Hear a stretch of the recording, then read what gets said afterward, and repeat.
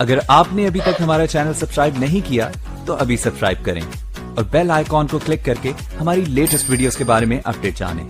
Subscribe कीजिए। जबरदस्ती रोकने की कोशिश करोगे, हम उनको जबरदस्ती अंदर भेजेंगे। अगर तुम किसी को आने से रोकोगे, हम जबरदस्ती उनको बाहर लेकर आएंगे।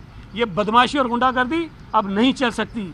तुम्हारी हुकूमत के दिन गिने जा चुके हैं, तुम फारिग हो गए हो और तुम ये बात ज़हनी तौर पर तस्लीम कर लो कि जो तुम कहते थे ना मैं उनको रुलाऊंगा, अब तुम रो रहे हो। अब तुम्हारा मुकद्दर रोना है। अब तुम साबिक वज़ीर आज़म कहलवाने वाले हो।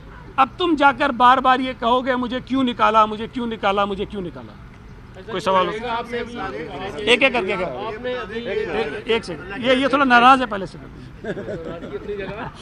ये बताएं, आपके पास पीटीआई के अरकान काफ़ी दिनों से महफूज थे और आपने जैसे कहते हैं कि चिड़िया को पर नहीं मारने दिया, तो ये बताएं कि सिंध हुकूमत की जिम्मेदारी है, सिंध हाउस, वहाँ पे जो एंकर्स आज पहुँचे हैं वो किसकी इजाज़त से पहुँचे हैं और रिपोर्टर्स को क्यों वहाँ तक जाने नहीं दिया गया? क्या रिपोर्टर्स के साथ ये नारवा सलूक पीपल्स पार्टी जो कर रही है, क्या ये मीडिया के ऊपर आपकी तरफ से कदगन नहीं है सर? नहीं, देखें, मैंने एक बात शुरू में कही कि कल मुझसे सवाल हुआ कि वहाँ मेंबर्स कौन कौन हैं, कुछ टीवी चैनल्स ने किया, तो मैंने कहा कि पीपल्स पार्टी और पीटीआई के नून लीग के एमएनएज हैं। मैंने पीटीआई के मेंबर्स का इसलिए नहीं बताया कि मुझे उनकी तरफ से ये इजाज़त नहीं थी कि मैं ये कहूँ कि जी वो वहाँ ठहरे हुए हैं। आज उन्होंने ये मुनासिब समझा खुद, जब इमरान खान ने भोंगियाँ मारी, जब उनके ऊपर तोहमतें लगाईं, जब उनके ऊपर इल्ज़ामात लगाए, तो उन्होंने कहा कि जब मीडिया से बात करेंगे। उन्होंने जिनको मुनासिब समझा उनको बुलाया और उनसे बात की। इसमें पीपल्स पार्टी का जो है वो कोई किरदार नहीं है। पीपल्स पार्टी तो मेज़बानी कर रही है। अगर कोई मुझे, वैसे भी आम हालात में भी कई दोस्तों में कहते हैं जी हम इस्लामाबाद जा रहे हैं, वैसे हाउस में कमरा चाहिए, तो हम अपनी तरफ से कोशिश करते हैं उनको फैसिलिटेट करें। अगर हमारे नून लीग के कुछ एमएनएज ने कहा कि जी हमें वहाँ सिक्योरिटी के खदशात हैं, लॉजेस में हम यहाँ रहना चाहते हैं, हमने उनको फराहम किया। और अगर कुछ मेंबर्स कहें कि जी पीटीआई के भी कहें कि जी हमें जगह दे दें, हम यहाँ सेफ महसूस करेंगे, तो हमने उनको रखा।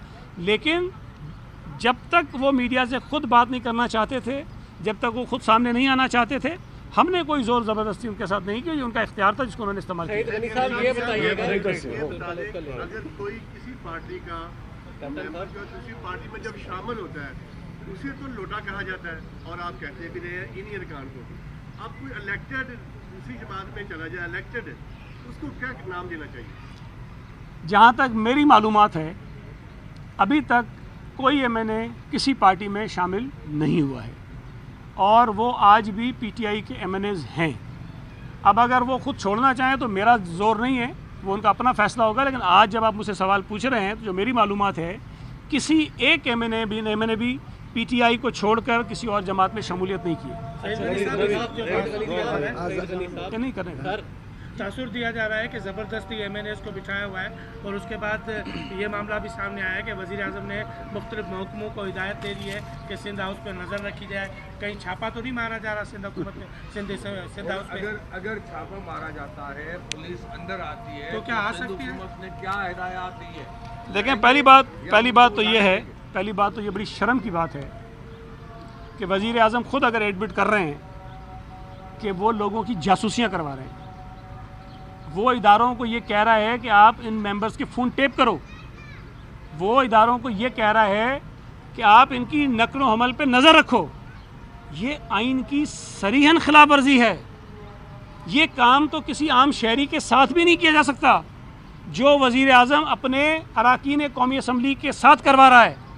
मुझे आप बताइए कि कौन सा आइन और कानून वज़ीर आज़म को ये इजाज़त और हक देता है कि वो किसी इंटेलिजेंस इदारे को ये कहे कि मेरे एमएनएस के ऊपर नज़र रखो, इनके फ़ोन टेप करो, उनको देखो कि ये किससे मिलते हैं, किधर जाते हैं। ये बिल्कुल गैर आइनी, गैर कानूनी, गैर अखलाकी काम है अगर वो कर रहे हैं। दूसरी बात ये कि आपने कहा छापा मारा जाएगा। भाई, सिंध हाउस में कोई दहशतगर्द ठहरे हुए हैं, कोई डाकू ठहरे हुए हैं, कोई कातिल ठहरे हुए हैं? कौन से ऐसे लोग हैं जो इस वक्त हुकूमत पाकिस्तान को या पुलिस को या किसी और इदारे को मतलूब हैं जिनके लिए जाकर छापा मारा जाएगा? अगर आपके एमएनएज हैं, भाई कहीं ठहरे हुए हैं, अपनी मर्ज़ी से ठहरे हुए हैं, तो कोई पाबंदी लगी हुई है कि सिंध हाउस में कोई पीटीआई का एमएनए ठहर नहीं सकता है?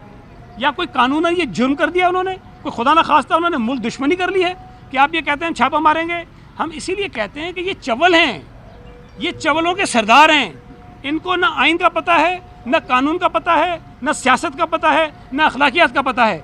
अगर उन्होंने कोई गैर कानूनी काम करने की कोशिश की, देखिए सिंध हाउस एक रिहायशी इलाका है, एक आबादी है जिसके अंदर लोग रहते हैं, जहाँ सिंध हाउस के मुलाजमीन भी रहते हैं, जहाँ सिंध हाउस के मेहमान भी रहते हैं, हम भी वहाँ ठहरते हैं।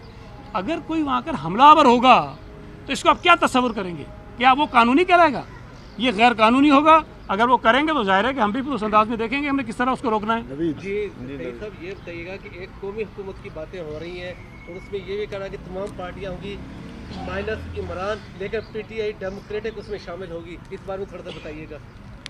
देखिए, अभी तक मेरे इल्म में ऐसी कोई चीज़ नहीं है।